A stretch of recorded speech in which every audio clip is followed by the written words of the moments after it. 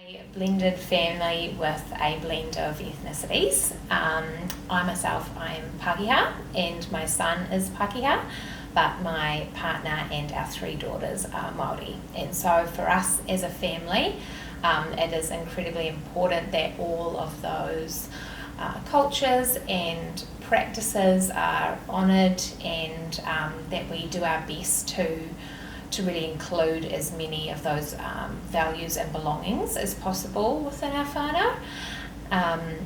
For us, we were really lucky that when we had the girls, there was such a large family on my partner's side that they had just an overwhelming amount of experiences between them all with breastfeeding, and that it was such a natural, accepted cycle of life.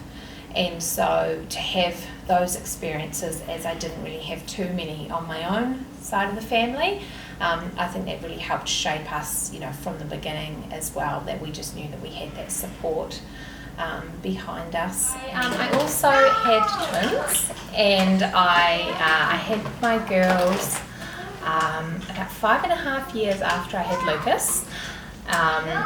That was a very different experience from the get-go because it was planned with my partner, which the first was not. He was a wonderful surprise, and that experience was immediately the polar opposite to my first. What have you made? Oh, that's so cool, Ella. Look how tall that is. That experience felt like a very healing experience. So immediately I knew that I was going to find my own midwife who was suited to us and our beliefs, and who I knew was going to support us and everything that we were hoping to get from our pregnancy and birth experience. So I went on to I think it's Find My Midwife website, and I just remember scrolling through. She's covered in pen. Scrolling through all of the midwives and reading their little bio, and I was drawn to one in particular, and it was like we were the first couple of days into January, the new year as well, but I was just like, I have to email this woman, like she is made for us, I just remember seeing her photo and I was like, she's the one, like I just need her, this is the one for, oh darling, you're right. We had our first meeting, and I immediately knew she was the midwife for us, and I remember very clearly saying, I think it might be twins, and she was like, don't say that. Don't say that. She said, she said, don't jinx yourself. And I was like, no, I'm very certain that it's twins. I was only about 6 weeks along at this point, but I just knew. I was so intuitive that with, what was going on, I was like, no, I'm so certain this is twins.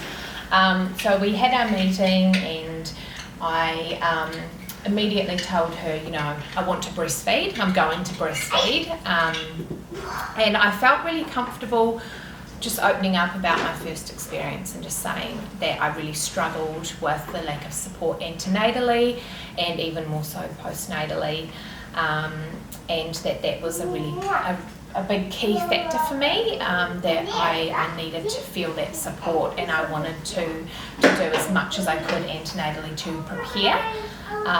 A lot of that was also preparing my right breast, because I was so sure that the complications had arose from things that were, we could correct with this experience. I was like, I know I'm not broken, it's just that those few things that, unfortunately happened the first time affected our journey then, but I'm so driven to do the work now antenatally to make sure that doesn't impact it this time around.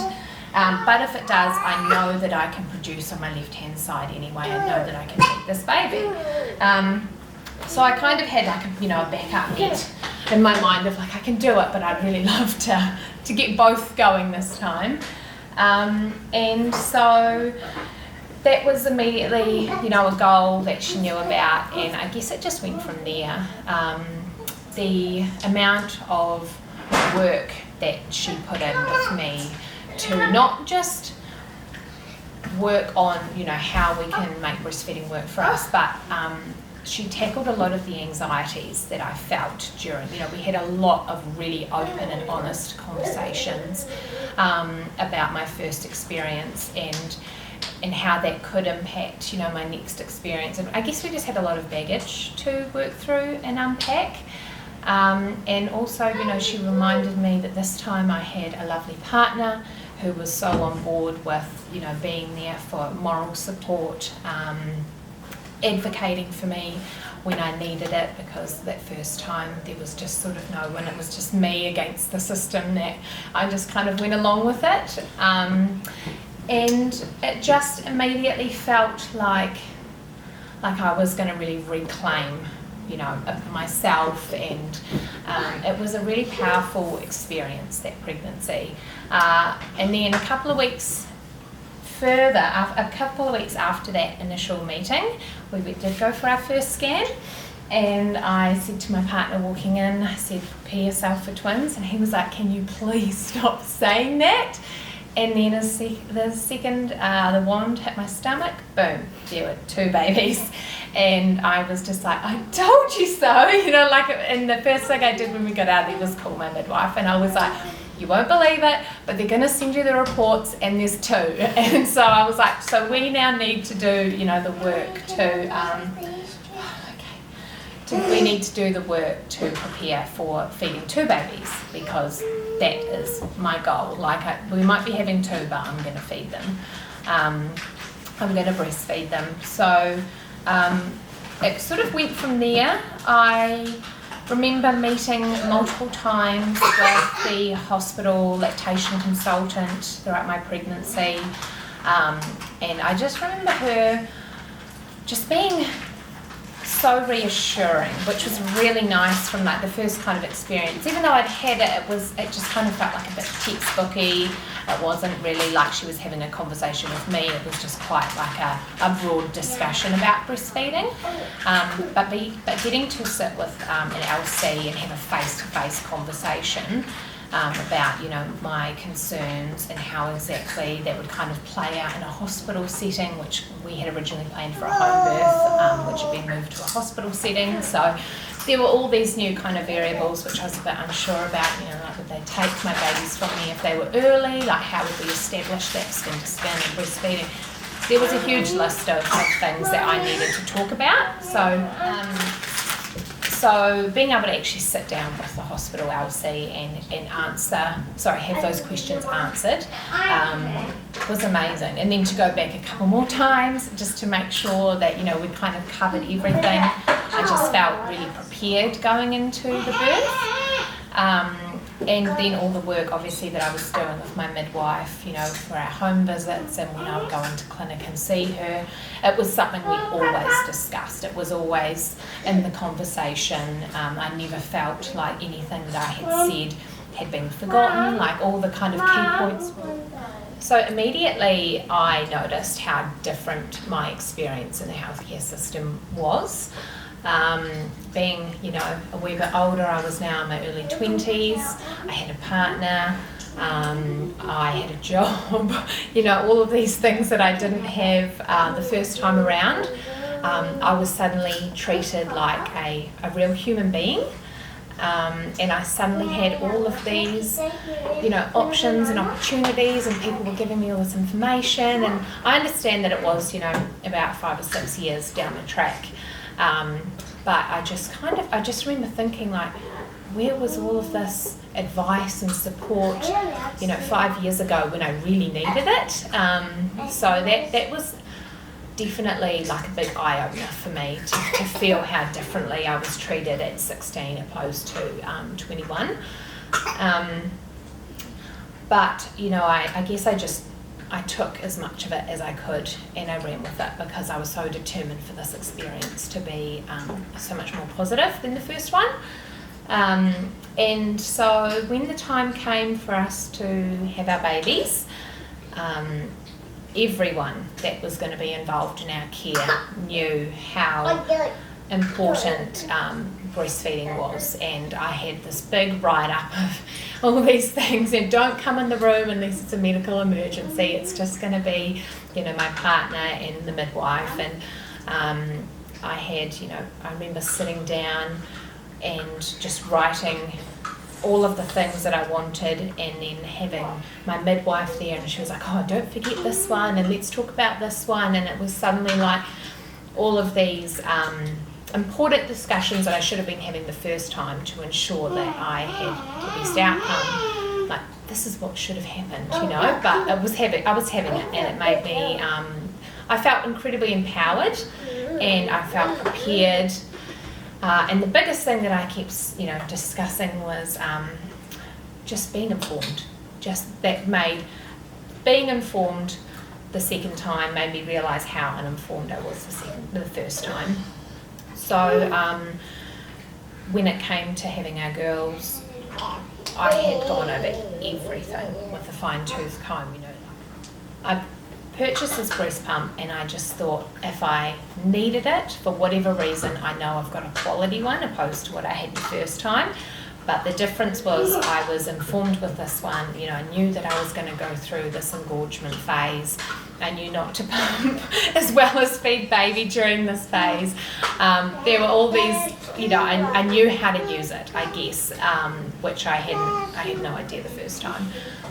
The night before I went in for the induction, I was 37 weeks and 2 days pregnant, and I remember having a conversation with my midwife about harvesting colostrum, because it would just be a good idea to have, as just a few mils of it in a syringe that I could take in, for the unknown, I guess. It's just, and I remember sitting there, and I got my pump out, and I'd sterilised it, and I was like, I don't want to use you, because I had all of these aversions towards it, but I was like, but I'm going to use it for the right reasons now. And I remember I pumped about 60 mils of colostrum, and I remember pumping quite a decent amount from my right hand side, and I just cried. Like, I was like, oh my god, it works, like it was just this huge relief that I had carried with me through this whole pregnancy of, will my right hand side work? I was getting colostrum, and it wasn't just a few drips, it was like jets, and I was just like, oh my gosh, and I felt instantly relieved and excited and just ready for that next journey. I just knew that my body was able to do what I felt it never really got the chance to do the first time. And I was like, okay, I'm gonna feed 2 babies. Like, I can do this, my body can do this. And so the next morning we went in for our induction, and it was a very rapid delivery, and immediately the girls were on my chest and latched, and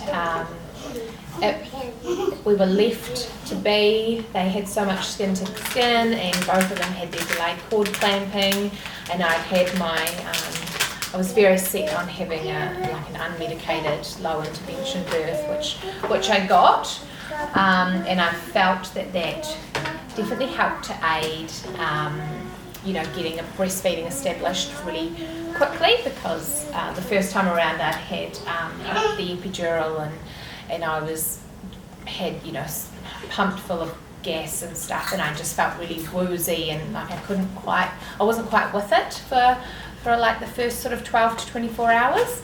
So this time I was like, I want to be very present, I want to be very aware of my body, and I really feel like that definitely helped us as well, probably just personally, because I was more I guess awake and conscious of that experience. So as soon as they were put on my chest, they both did the breast crawl and found their way, and it was the best moment ever. I just remember being like, looking at Rob and being like, look at this, I'm doing it, I did it, you know, like they're on me, they're feeding, they are, you know, everything that I had been visualizing and preparing for, and it'll just fallen into place.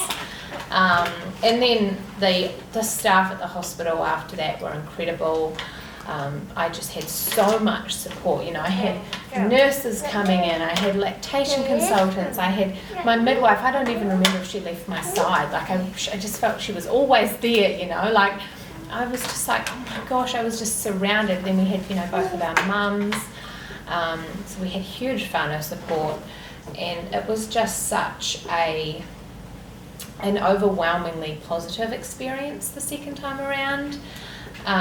And I felt like all of that preparation that we had you know, managed to do antenatally, and all of those discussions that we had and all of that, yeah, just it really paid off. I remember that when the girls, I think it was the next morning, they must have been about 24 hours old, after the birth, I had talked to my lovely backup midwife, and I said, oh, I don't want to focus on tandem feeding right now. I just want to, you know, do one-on-one, and kind of, because they were both quite different. Evie was £6.15 and Ella was £5.11. And then the next morning, my midwife and my backup came in, and I was sat up in bed tandem feeding them. And I remember she went, I thought you weren't going to bother with this yet. And I went, but it's just working, you know, like it's just happening. They're just doing it, and it felt so easy. So about 3 weeks into our twin and breastfeeding journey, I definitely noticed that there was sort of a few complications arising. Nothing serious like the first time, but just trying to navigate the different latches. I definitely felt that one of the babies latched much easier on one breast than they did on the other. So then I was trying to figure out whether I just persisted with trying to help them learn to latch on both breasts, or if I just let them naturally find their own breast. And so that took a good couple of weeks, and again lots of, you know, discussion with our midwife when she'd come for visits, and just trying to figure out what was sort of, you know, the best for us, just ensuring that they got, you know, they were both getting ample and they were able to have a chance at, you know, drawing the breast completely. And so I'd say probably after that first month, it was pretty clear that Ella just naturally latched better and fed better on the right hand side, and Evie preferred the left. So I just kind of felt like that was a very natural course to follow, and it wasn't really worth trying to fight it. So I just let them assign themselves to their own breast. And then when the girls had just turned 2, we found out that we were expecting again, which would be Lula, and I decided that I needed a wee bit of a break before jumping into the feeding again. And the girls at that point were probably only having maybe 1 or 2 feeds a day, and most of it was just comfort after a long day. So finding out that we were pregnant again, it kind of signified to me that I was ready for us to begin the weaning process, which was thankfully a very easy one, much like the first. It was very natural. The girls didn't become distressed. I always said, you know, if it was distressing for them, then we would just hold off until they were ready and let them wean themselves. But no, it came really naturally again, and I don't even think it took that long, to be honest. I didn't have any struggles with, you know, feeling full or engorged, because I wasn't feeding so frequently. It was just a really minimal amount at that point. So